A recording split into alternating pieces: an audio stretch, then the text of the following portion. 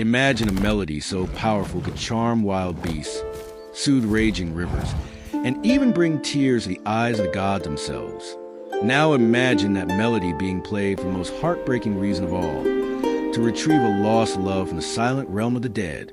Like Odysseus, who fought against powerful gods for his home, Orpheus embarks on a journey driven by an even more powerful force, love conquering death. Tonight, we follow the enchanting and sorrowful path of Orpheus, the legendary musician, and his beloved Eurydice. We will witness a love so strong it dared to challenge the very laws of the Underworld, and a tragic moment that forever sealed their fate. Let their timeless song of love and loss lull you to sleep. The gift of music, Orpheus's origins. Long ago, in the wild and beautiful land of Thrace, nestled among towering mountains and flowing rivers, a child was born who would change the very sound of the world. This was Orpheus, a name that would forever be linked to the most enchanting music ever heard. His father was often said to be King Eurydice, the ruler of Thrace, a mortal man, but it was his mother who truly bestowed upon him his extraordinary gift.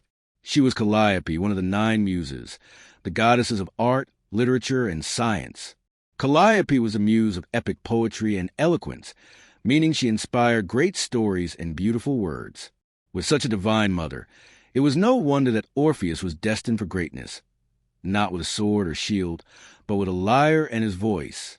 Some stories even whispered that his true father was the mighty god Apollo himself, the god of music, poetry, and light, which would perfectly explain Orpheus's unmatched talent. Whatever his true parentage, the heavens certainly blessed him with a gift beyond mortal understanding. Even as a very young boy, Orpheus showed an incredible connection to music. He didn't just learn to play the lyre, he seemed to become one with it. His lyre was not just any instrument.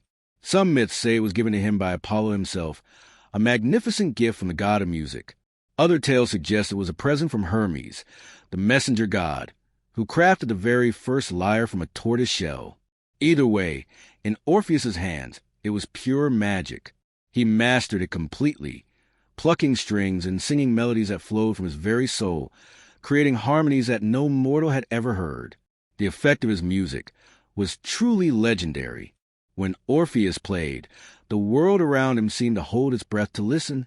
His melodies were so incredibly beautiful, so profoundly moving that they could charm anything and everything. Wild, dangerous animals, like lions and bears, would abandon their hunting and gather around him peacefully, their eyes wide with wonder, completely calmed by his songs. Trees, ancient and unmoving, would bend their branches towards him, swaying in rhythm as if dancing. Even mighty rivers, usually roaring and rushing, would pause their flow, their waters growing still to drink in his divine sounds. Stones, cold and hard, were said to soften, and even the hardest human hearts would ache with emotion, often to the point of tears. His voice, when it joined the lyre, was even more potent. He sang of heroes and gods, of love and loss, of the beauty of the world and the sorrow of existence. His mournful laments could bring sympathy from even the sternest of beings, and his joyful melodies could fill the air with irresistible happiness. He could calm quarrels among men, inspire brave deeds, and soothe the most savage of beasts. As he grew into a man, Orpheus's fame spread throughout the ancient world, far beyond the borders of Thrace. Kings and commoners alike longed to hear him play. His name became a legend, a living testament to the divine power of music. People said he was the only mortal whose art truly rivaled that of gods themselves. But despite his fame and his extraordinary gift, Orpheus remained a man, with a human heart capable of immense love and therefore immense sorrow. His future, though filled with glorious music, was also destined to hold a heartbreak that even his magical melodies might not be able to mend. He was about to embark on a journey that would test his music's power against the ultimate silence, death itself. The Argonauts, a heroic journey with a melody, while Orpheus was building his fame as the greatest musician the world had ever known. A new and dangerous adventure was brewing in Greece. A young prince named Jason was called to retrieve the golden fleece from the distant land of Colchis. This was no ordinary quest. It required the bravest, strongest, and most skilled heroes from all corners of Greece. Many famous figures gathered to join Jason on his ship, the Argo, eager for glory and treasure. This group of heroes became known as the Argonauts. You might think that a quest like this would call for mighty warriors, fierce archers, or clever strategists like Odysseus. And it did. Heroes like Heracles, the strongest man, and Castor and Pollux, the twin fighters, were among them. But Jason also understood that this journey would be filled with more than just battles against mortal enemies. They would face unknown dangers, magical creatures, and the will of powerful gods. For these challenges, he needed something more than just brute force. He needed the unique power of art, of inspiration, of pure enchantment. So, Jason invited Orpheus to join the Argonauts. Orpheus didn't come to the Argo as a fighter. He wasn't known for his skill with a sword or spear. His weapon was his lyre and his voice. His role on this dangerous quest was special. He was there to inspire the heroes, to lift their spirits, and to calm their fears. He was there to protect them not just from monsters, but from themselves, from the boredom of long voyages, from the quarrels that often broke out among proud men. As the Argo sailed, Orpheus's music became the heart of the journey. When the winds died down and the men had to row for long, tiring hours, Orpheus would play. His melodies would fill the air, making the rhythmic pull of the oars feel lighter, inspiring the men to row harder and longer without complaint. When arguments arose among the diverse group of heroes, each one proud and strong-willed, Orpheus would play a soft, harmonious tune. His music was so soothing, so beautiful, that it would calm their anger, remind them of their shared purpose, and bring peace back to the ship. One of the most famous and dangerous moments where Orpheus's music proved absolutely vital was when the Argonauts had to pass the island of the Sirens. You may remember the Sirens from the story of Odysseus. These were terrible, bird-like women who lived on rocky shores, surrounded by the bones of countless sailors. They lured ships to their doom with their incredibly beautiful, irresistible songs. No mortal ship had ever sailed past them without its crew throwing themselves into the sea, desperate to reach the singers, only to crash onto the rocks and die. Jason and the Argonauts knew the danger. They had heard the chilling tales. As their ship approached the Sirens' island, a strange calm fell over the sea, and the haunting, seductive melodies began to drift across the water. The Argonauts felt their minds clouding, their wills weakening. They felt an overwhelming urge to steer their ship towards the rocky, deadly shores. But Orpheus was ready. He quickly took up his lyre, and with all his divine talent, he began to play and sing. His music was even more beautiful, more powerful, and more enchanting than that of the Sirens. It filled the air, weaving a spell of its own, a counter-melody that wrapped around the Sirens' deadly songs and drowned them out. The Argonauts, though they still heard the Sirens faintly, were protected by Orpheus's stronger, purer music. They could continue to row, their minds now focused on the rhythm of his lyre, on the inspiring words of his songs, instead of the dangerous lure of the Sirens. Only one Argonaut, a hero named Beauties, jumped overboard, unable to completely resist the Sirens' call. But he was caught by the goddess Aphrodite and placed safely in Sicily. Thanks to Orpheus, the rest of the Argonauts sailed past the Sirens' island unharmed, a feat that no other mortal ship had managed before them. His music had literally saved their lives, not with a sword, but with pure artistry. Orpheus continued to play a crucial role throughout the Argonauts' journey. He inspired them through hardships, celebrated their triumphs, and provided moments of calm and beauty amidst the dangers. He showed that true heroism isn't just about physical strength. It's also about the power of the soul, the power of art, and the ability to inspire and unite. After many long and perilous adventures, Jason and the Argonauts finally succeeded in retrieving the Golden Fleece. They returned home as heroes, their names forever etched in legend. Orpheus, too, returned to Thrace, his fame now even greater. He had faced danger, seen incredible wonders, and proved that his music was a force even against the supernatural. He was now a complete hero, but his greatest adventure, the one that would test his heart to its very limits, was still ahead of him. He was about to meet the love of his life, a love so profound that would eventually lead him back into the shadows of death, challenging the very fabric of existence. Love at first sight, Orpheus and Eurydice. Upon his return from a grand adventure with the Argonauts, Orpheus came back to the familiar, beautiful lands of Thrace. His fame now shone brighter than ever, his name whispered with awe across every city and village. He had proven his heroism not through battle scars, but through the divine power of his music, a force that could soothe beasts and defy deadly enchantments. Yet, despite all the glory and the adoration of crowds, Orpheus felt a quiet longing. He had seen the world, conquered dangers, but his heart sought a different kind of harmony, a personal melody to complete his life song. And then he met her, one day, while wandering through a sun-dappled meadow, near a tranquil riverbank. Orpheus saw a vision of pure grace. She was a beautiful wood nymph named Eurydice. Nymphs were spirits of nature, often tied to trees, rivers, or mountains, known for their beauty and their joyful, carefree lives. Eurydice was captivating, with long, flowing hair like spun moonlight, eyes as deep and clear as a forest pool, and a smile that seemed to echo the very beauty of nature around them. She moved with an effortless grace, dancing among the wildflowers, her laughter like the gentle rustle of leaves. From the moment his eyes fell upon her, Orpheus was completely enchanted. His heart, which had swelled with courage in the face of monsters and sung with triumph for heroes, now beat with new, overwhelming rhythm.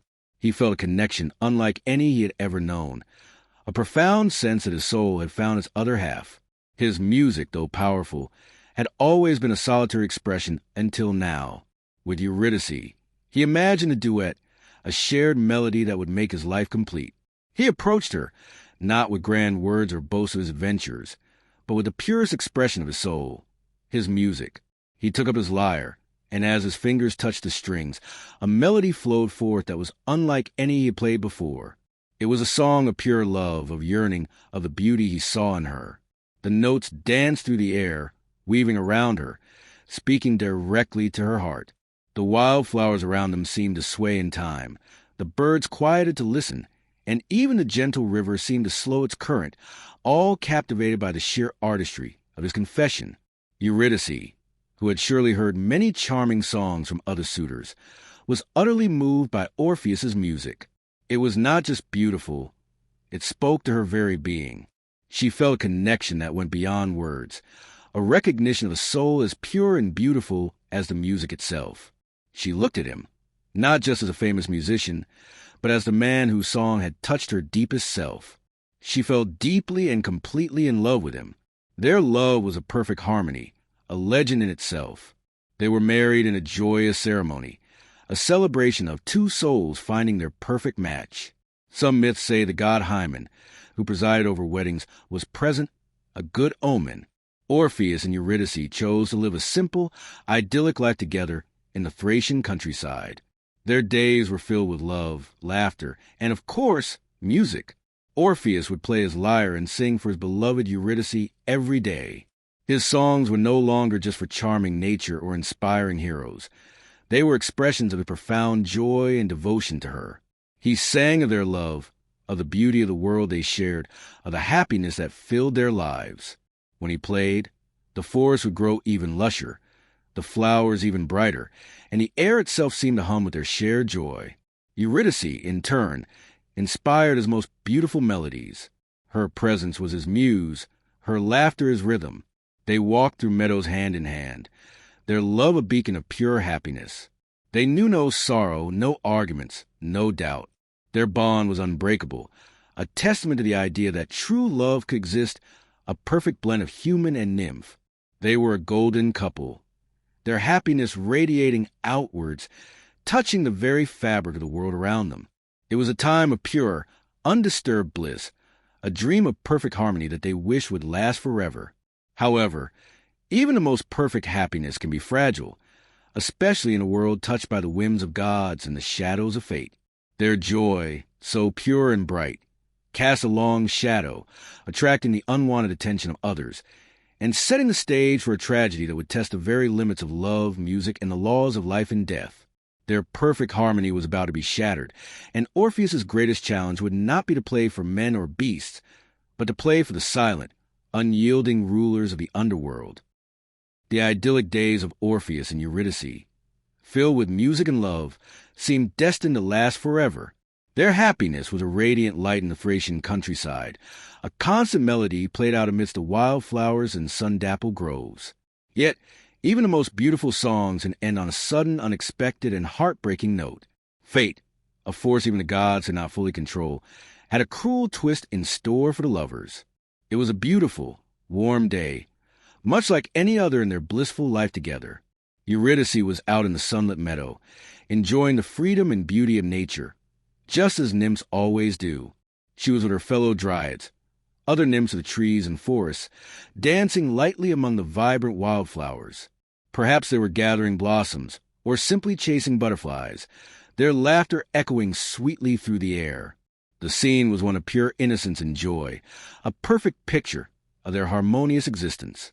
However, in this seemingly perfect moment, a shadow was lurking, though unseen.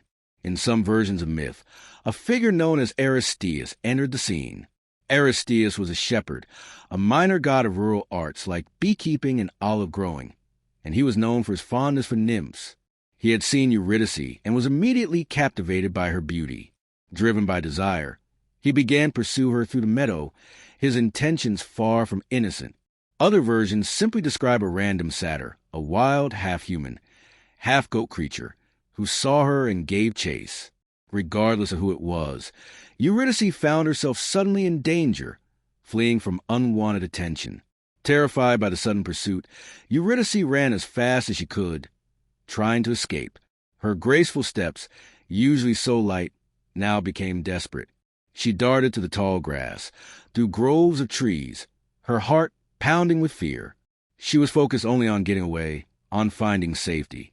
It was in this desperate flight that tragedy struck. Hidden deep within the lush green grass, unseen by Eurydice's panicked eyes, lay a venomous serpent, a viper, coiled and silent. As she ran, her bare foot stepped directly upon the snake. In a flash, it bit her. The venom, swift and deadly, immediately coursed through her veins. Eurydice let out a small gasp, perhaps a cry of surprise more than pain, and then crumpled to the ground.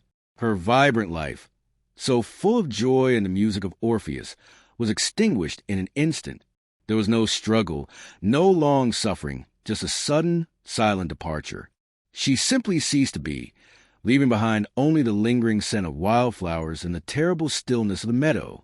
Her spirit, now a mere shade, drifted downwards, towards a silent, shadowy realm of the underworld, the land of the dead, ruled by the stern king Hades and his queen Persephone.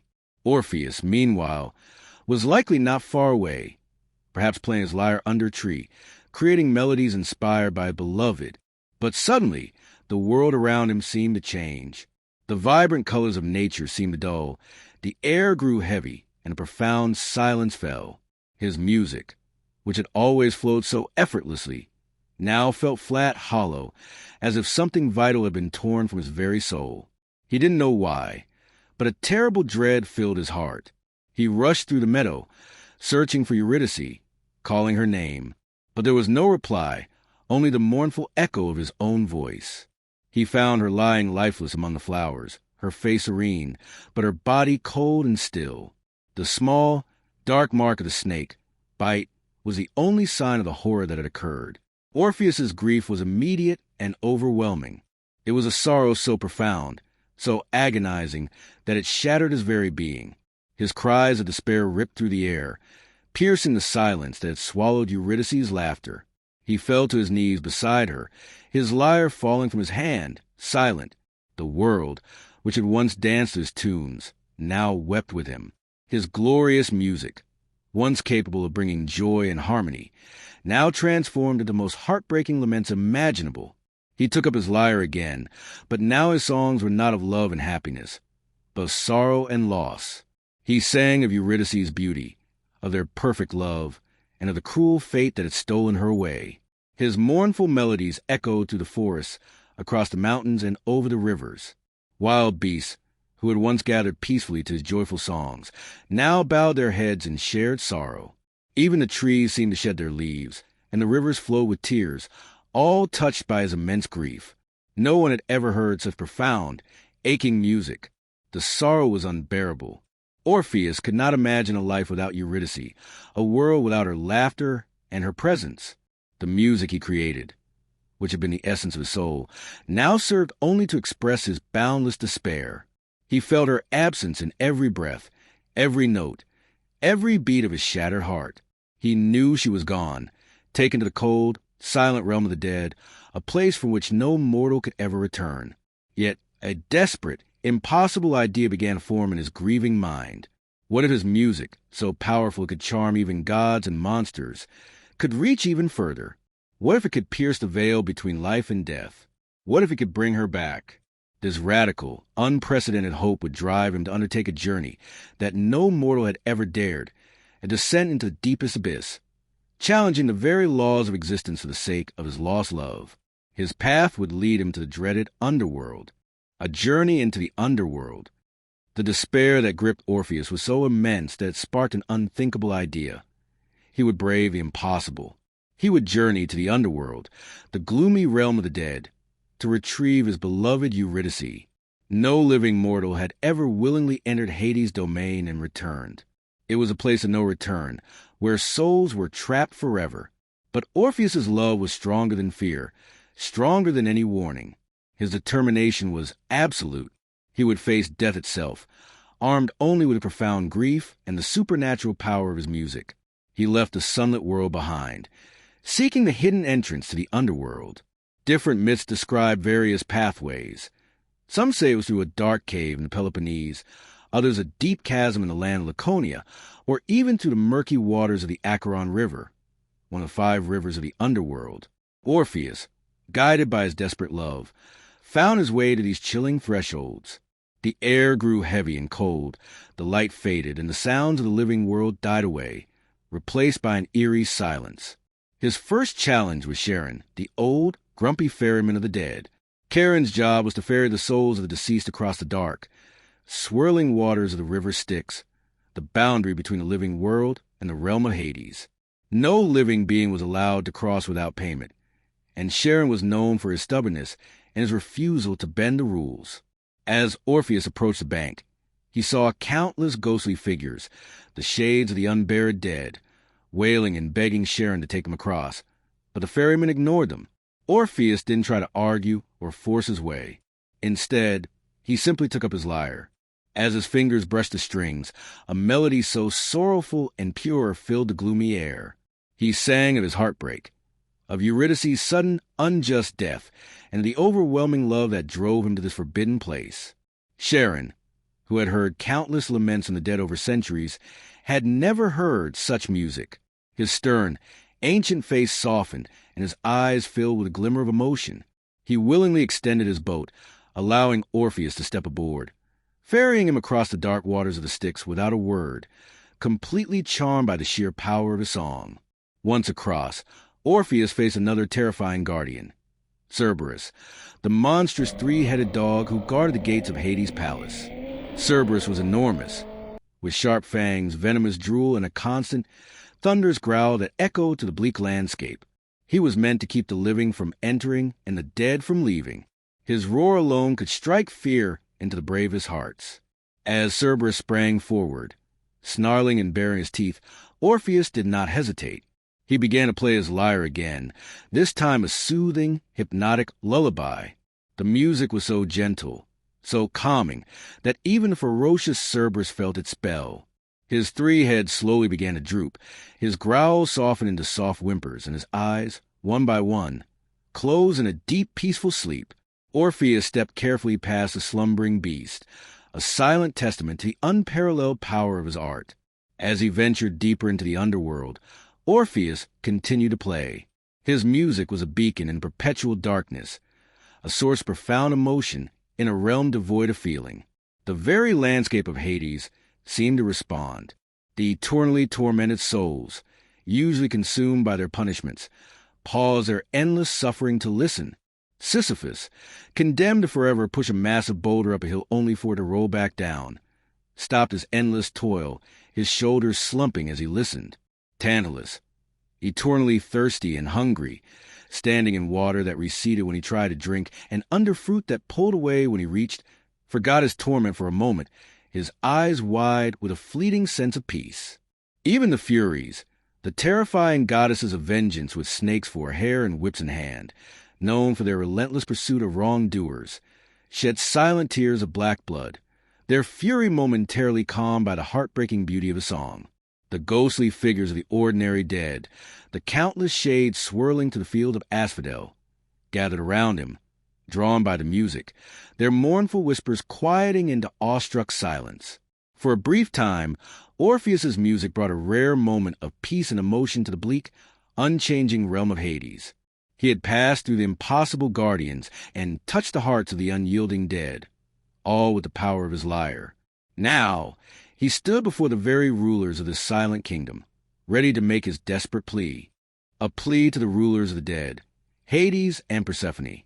After navigating the chilling landscapes of the underworld and charming its fearsome guardians, Orpheus finally stood before the most powerful beings in this realm. Hades, the stern king of the dead, and his formidable queen, Persephone.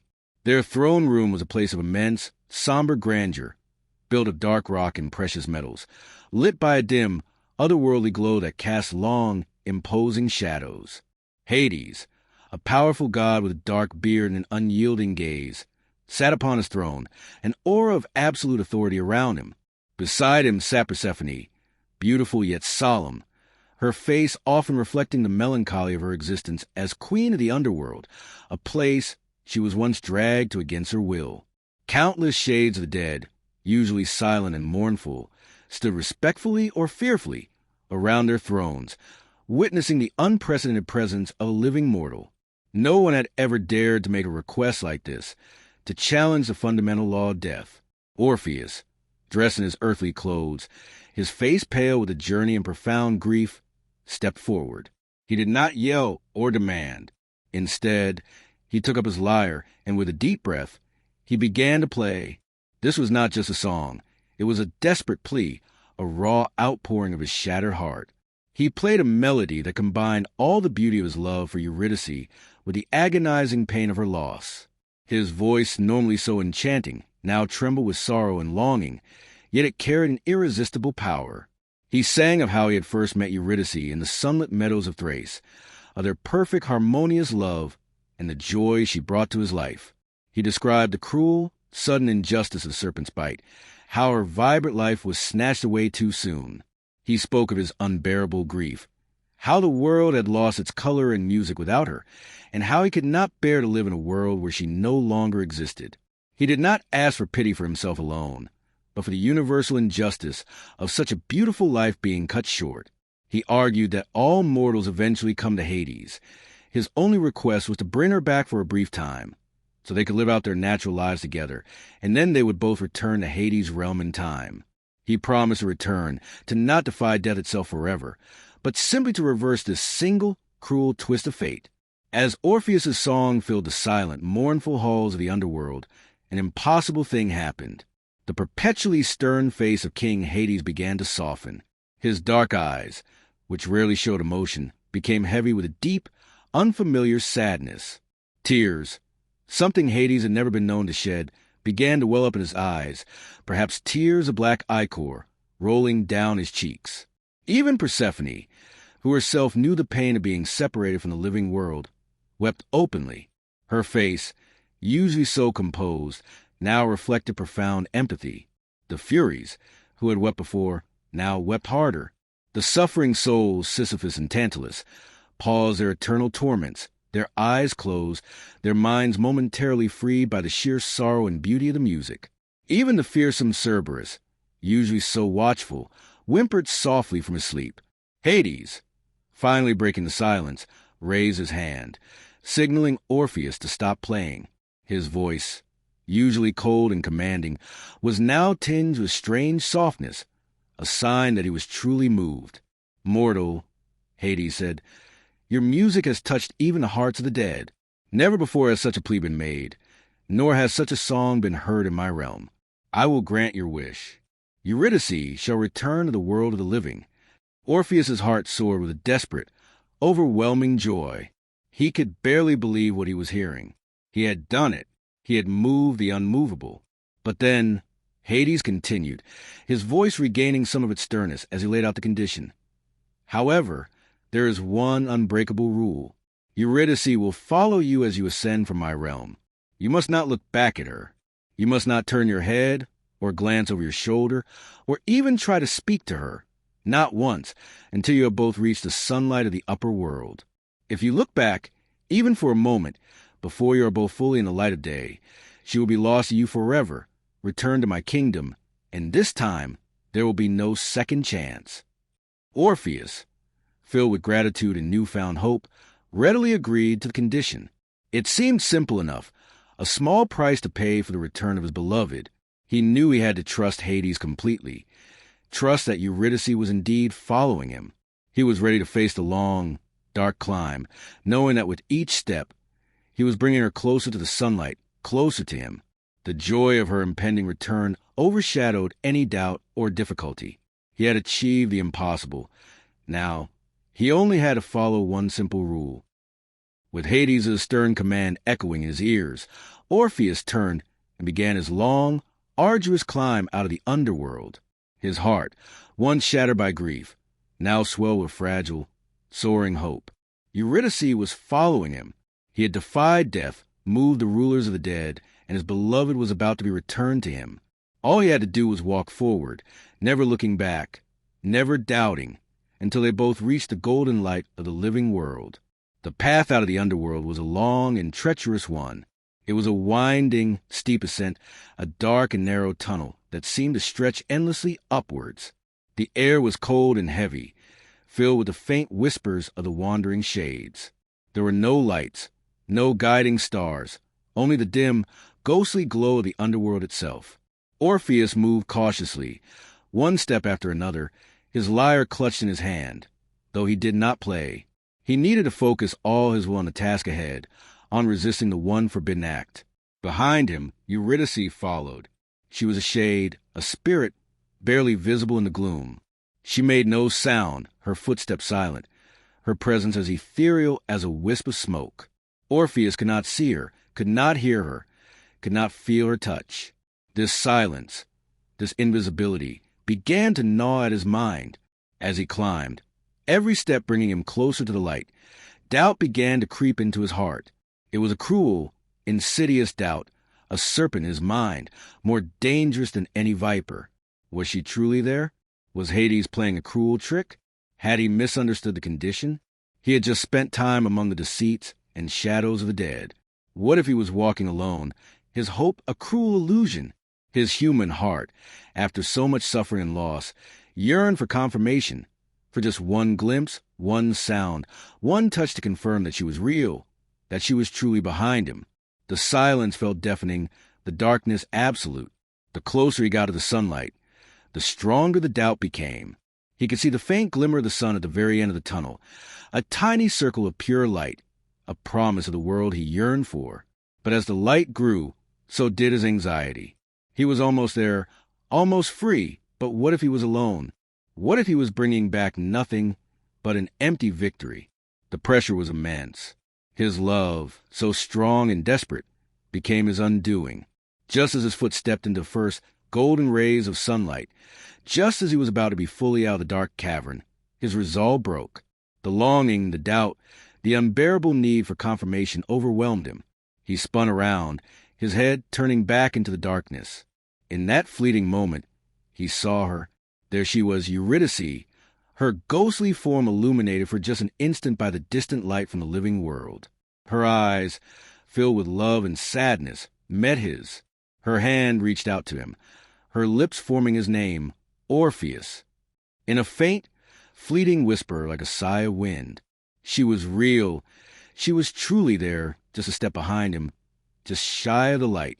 But that single glance, that one moment of doubt and longing, shattered everything. The condition was broken. As his eyes met hers, her ethereal form began to fade.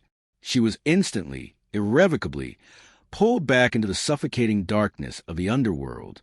Her hand, which had reached for his, vanished into the gloom. Her whispered name was carried away by the cold air. She was gone, lost to him forever. This time, there would be no appeal, no second chance. The laws of death were absolute, and he had broken them. Orpheus cried out in anguish, a raw, piercing scream of despair that echoed to the dark tunnel. He reached out into the empty air, trying to grasp her, but there was nothing. He tried to follow her, to rush back into the darkness, but the path was blocked, the way sealed. The shades of the dead, previously moved by his music, now seemed to mock his failure with their mournful wails. His hope, once so vibrant, was now a cold, dead cinder in his heart. He had succeeded in charming Hades, but failed in the simplest, yet most impossible of tasks. He had lost her, not to a serpent's bite, but to his own human doubt and desperate love. He sat there, utterly broken, in the liminal space between worlds, unable to move forward into the light, and unable to return to the darkness that had just swallowed his love. The silence that followed was far worse than any sound, a deafening emptiness that mocked his very being. He had brought music to the silent realm, only to return to a world that was now silent for him. Orpheus eventually emerged from the underworld, but he was a changed man. His spirit was utterly shattered, his heart broken beyond repair. The sunlit world, once so vibrant and full of joy, now seemed cold and gray to him. He wandered aimlessly to the land of Thrace, his face pale, his eyes distant, constantly playing his lyre. But his music was no longer filled with love and hope. It was filled only with profound sorrow, with the echoes of his lost Eurydice. His songs became mournful laments, weeping melodies that made the trees shed their leaves and the rivers flow with tears. He rejected all other loves. He could not bear to look at any other woman, for his heart belonged entirely to Eurydice, and to her memory. He had challenged death and lost, but his loyalty to his single love was absolute. He became isolated, preferring the company of the wild animals and lonely trees who still listened to his sad songs, to the company of humans. This profound grief and his refusal to acknowledge other women eventually led to his tragic end. In Thrace, there were fierce female followers of the god Dionysus, Bacchus in Roman myth, called Maenads. These women engaged in wild, ecstatic rituals, often fueled by wine and frenzy. They were known for their violent devotion to Dionysus and their rejection of civilization. One day, as Orpheus sat on a hill, playing his mournful music, a group of Maenads heard his lament.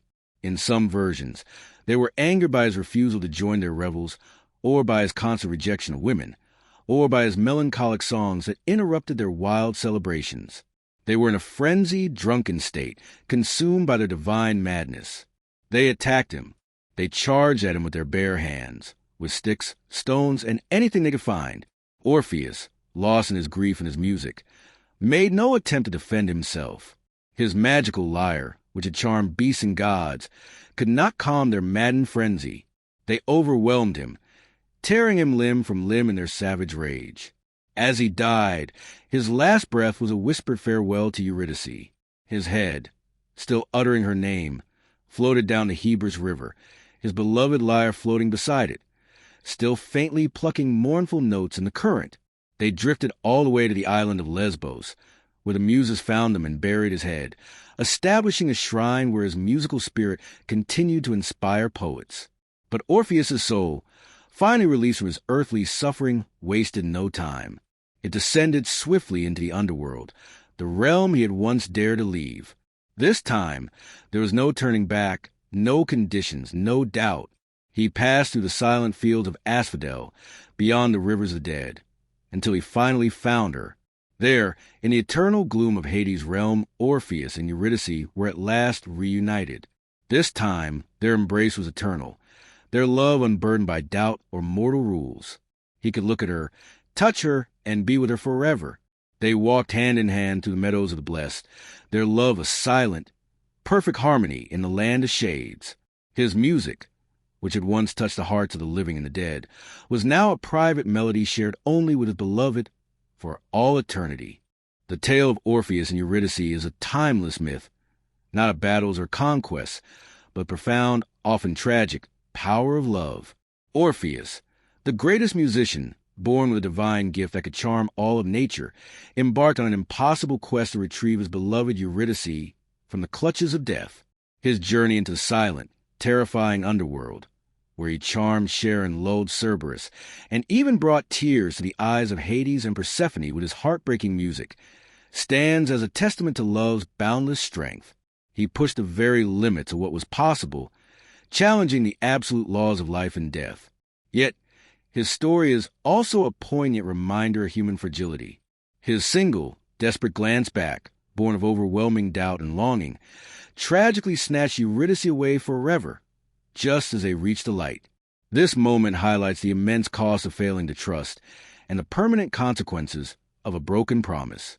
Orpheus's life ended in sorrow, his music forever tinged with melancholy. But in death, he finally found eternal peace and reunion with his beloved. Their story teaches us about the enduring power of love that transcends even death, the beauty that can arise from deep sorrow, and the human capacity for devotion and sacrifice. It reminds us that some bonds are so strong they can challenge fate, even if only for a fleeting moment. And so, as you drift asleep, may the hauntingly beautiful music of Orpheus and the unwavering love of Eurydice remind you of the profound connections that bind us, and may their eternal embrace guide you gently into peaceful dreams.